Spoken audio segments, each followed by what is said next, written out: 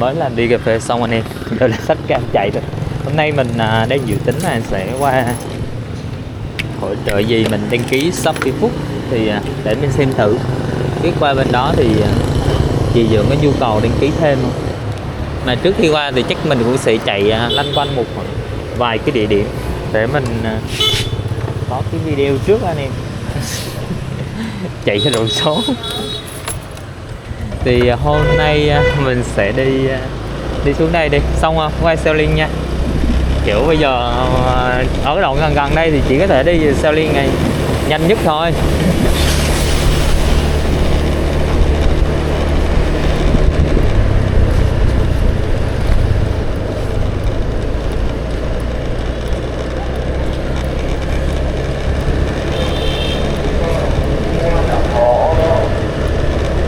Đang chạy trên Hàm Nghi ra chỗ về Selling nha mọi người. Trần Thị Kỷ này, rẽ Trần Thị Kỷ sẽ ra. Hôm nay mình đi Trần Thị Kỷ thì nó kiểu mình sẽ đi qua thẳng bên Nguyễn Lữ. Sorry, bên Lê Duẩn. Không phải là đi bên Nguyễn Tư nữa.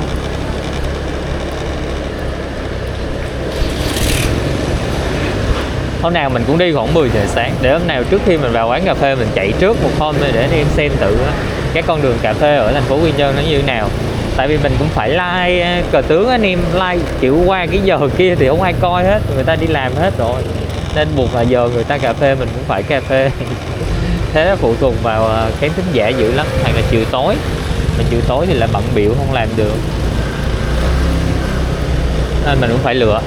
Nên đã đâm ra là cứ phải đi quay nó muộn tí.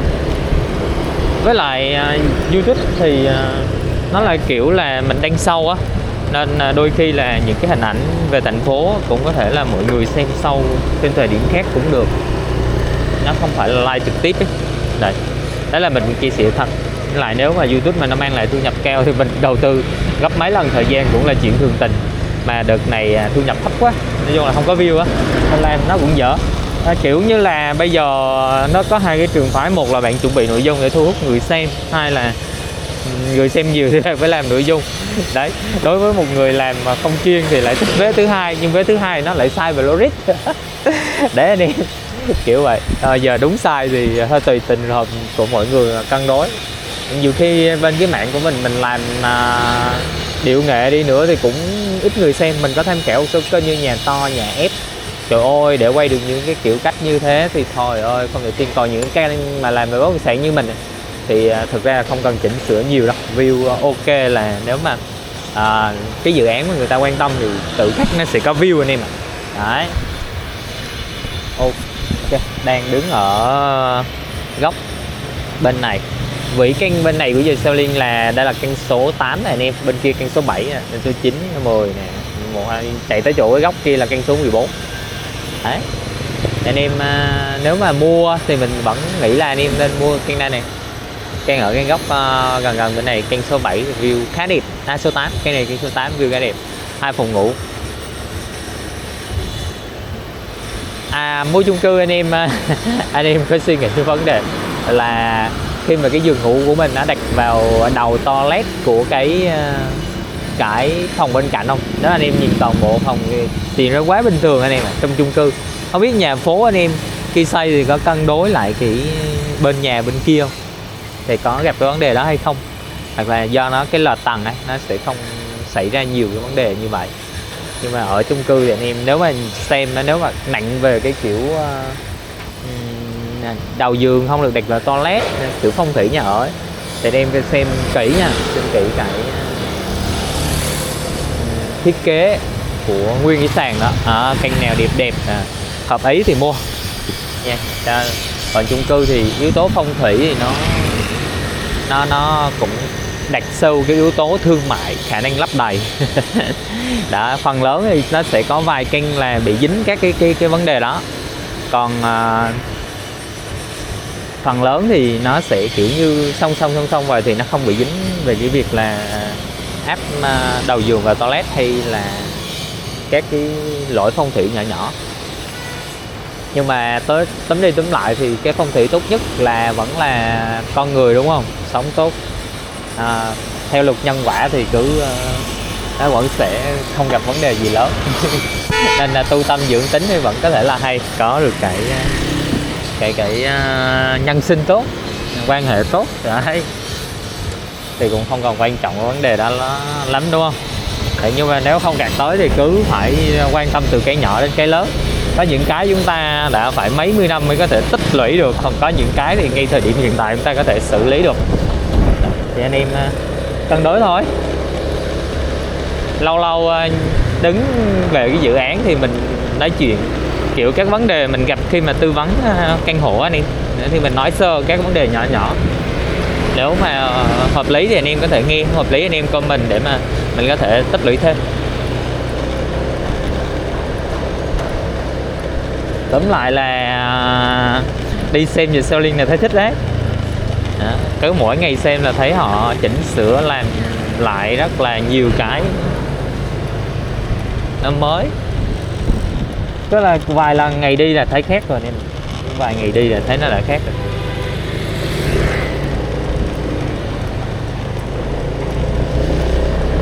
Quay lại góc chiêu quen thuộc, vẫn thích đứng ở góc này ngắm nhất. Đó, góc này ngắm thì phải nói là bá cháy của chép luôn.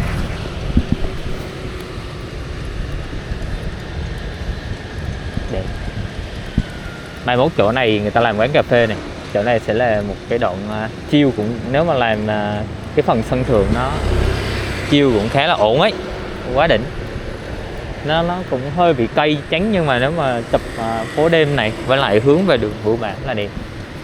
Còn view phê nữa thì lên trên tầng 40, đây là 36 này, trên kia là 41. Đấy, anh em cứ lên trên đó mà chiêu đã đời luôn. Ok, đã qua quảng trường một vòng rồi, ghé Cadia, sau đó mình sẽ ghé nhà dì của mình.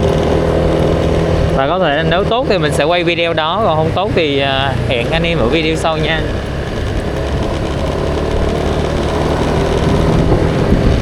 Ở đây đang có một cái bảng đèn led chiếu về các cái điểm du lịch này, lịch sử này, cũng khá là hay anh em. Tối anh em nào nếu ra đây không có công việc gì thì ra đi dạo tham khảo cái màn hình led này.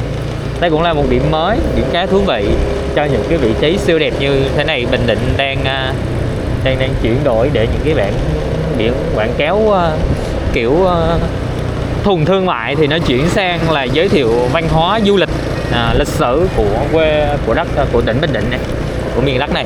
Đó, thì cũng rất là tuyệt vời anh em. Mình thấy đây là một điều rất là hay. Đó, còn tất nhiên là nếu mà anh em muốn tìm hiểu nhanh thì mình cứ lên mình đọc trước, rồi sau mình xem video rồi mình sẽ thấu hiểu dần cái dòng chảy mà cái video đó nó muốn gửi thông điệp gì. Ok. Đấy, cũng có rất nhiều các nội dung khác nha, nhưng mà mình thì xem chưa hết. Cái thời điểm mình đi qua gặp cái gì giờ mình chia sẻ cái đó. Ok.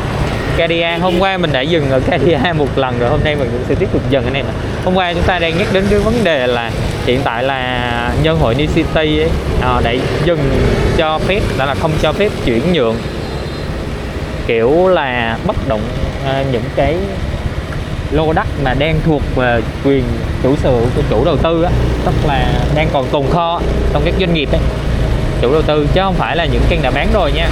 Những kênh bán rồi thì anh em có thể là chuyển nhượng bình thường, nhưng mà những cái kênh mà chưa bán á, vẫn còn đang trong kho chủ đầu tư thì hiện tại đang hạn chế giao dịch nha, không cho giao dịch luôn. Đó, thì với cái mục đích là nhắc nhở cho chủ đầu tư cần phải hoàn thiện cơ sở hạ tầng theo cái quy định mới thì mới được tiếp tục chuyển nhượng. Đó, nghĩa là bây giờ chủ đầu tư muốn ra hàng thì là không được. Đó, phải hoàn thiện cái cơ sở hạ tầng đi, tiện ích đi rồi mới có thể ra hàng. Đó, cái này nó cũng đối với chuyển nhượng bên ngoài thì nó cũng kiểu nó cũng sẽ coi một cái điểm nghi ngại anh em ạ. Nhưng mà đó cũng là điểm mừng, tại vì bây giờ chủ đầu tư mà muốn hoàn thiện thì phải ra hàng được á, thì phải hoàn thiện cơ sở hạ tầng. Đó là một cái áp lực và nó ảnh hưởng. Nếu mà bên đó đang bị như vậy rồi thì bên này vẫn là chủ đầu tư bên đó nha. Người ta nói là cái doanh nghiệp là công ty cổ phần bất động sản Ngô Mây, nhưng thực tế nó là công ty con của bên Phát Đạt rồi. Đấy. đây thì nó liên doanh, nó hình thành công ty con liên doanh. Để hình thành công ty con thì nó sẽ có nhiều cái điểm mà anh em cần phải lưu ý á, là nó sẽ về cái pháp lý. Một, ngày xưa chúng ta nói đến Novaland với những công ty con về lợi nhuận, về các loại kinh doanh. Để thì anh em nếu mà làm thiên về chứng khoán thì anh em nghiên cứu cái đó, nó là một hình thức hay. Rồi bên Bắc Hà Thanh là đại lý sĩ cũng của chủ đầu tư này luôn. Thì với cái thông báo này về nhân hội thì chúng ta sẽ tiếp tục đánh giá lại về cái mức độ hoàn thiện của chủ đầu tư này ở các địa phương khác nói chung và ở Bình Định đây riêng nha. Rồi xem thử là có uy tín như thế nào. Thực tế đây là một chủ đầu tư cũng khá mạnh trong bất động sản. Tuy nhiên thì anh em bất động sản nói một câu là họ chưa làm tới nơi tới chốn cái nào hết á. Có nghĩa là họ sẽ chuyển nhượng cho đơn vị thứ hai họ làm, họ vẫn là pháp lý nhưng mà kiểu chưa làm xong hoàn thiện. Nên đấy là cũng là một cái điểm mà chúng ta cần lưu tâm.